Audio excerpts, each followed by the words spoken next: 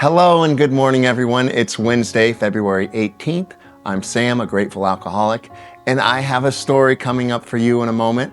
But first, our daily reflection, and it's titled, Our Paths Are Our Own. There was nothing left for us to pick up but the simple kit of spiritual tools laid at our feet. The following is from page 25 in the Big Book. My first attempt at the steps was one of obligation and necessity, which resulted in a deep feeling of discouragement in the face of all those adverbs. Courageously, completely, humbly, directly, and only. And I considered Bill W. fortunate to have gone through such a major, even sensational, spiritual experience. I had to discover, as time went on, that my own path was my own.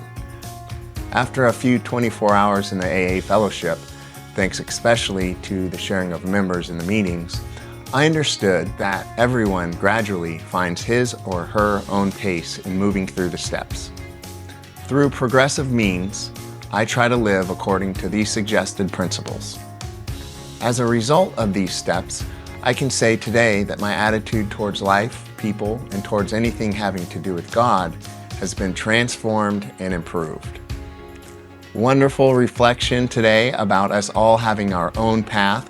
And yes, we've got a quick story for you all, and it's titled, Gordon vs. the Burrito Box, a near-death wake-up call. Gordon's spiritual awakening started in the most sacred of places, the Taco Bell drive-thru at 2 a.m. He was drunk, furious, and lecturing the speaker box about his childhood. The box crackled, then calmly replied, "Sir, it's a burrito, not a therapist." Minutes later, distracted and still raging, Gordon ran a red light. Another car, brakes slammed, blasting its horn.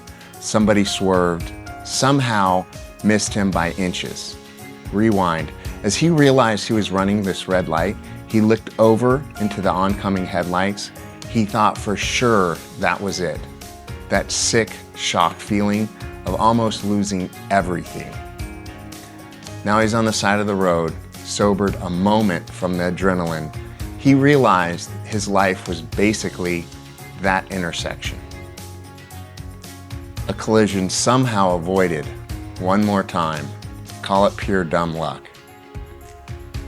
A week later, in AA, someone read about the simple kit of spiritual tools laid at our feet.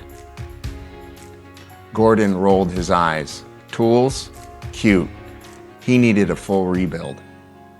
At first, he tried the steps like a trending TikTok diet.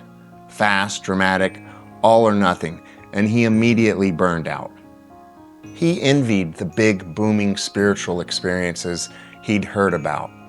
Meanwhile, his experience looked like coffee stains and awkward honesty. Then one night, it clicked. What if this wasn't a spectacle? What if this was a slow, custom-made rescue? So he picked up one tool, then another, called a sponsor instead of a dealer, made one amends instead of one more excuse, and there was no choir of angels, no lightning, just fewer near misses and more nights he actually remembered. Years later, Gordon looked back at that red light, that screaming horn, that idiot arguing with the drive-thru speaker, and finally understood. His path was never supposed to look like anyone else's miracle. It was supposed to look exactly like his.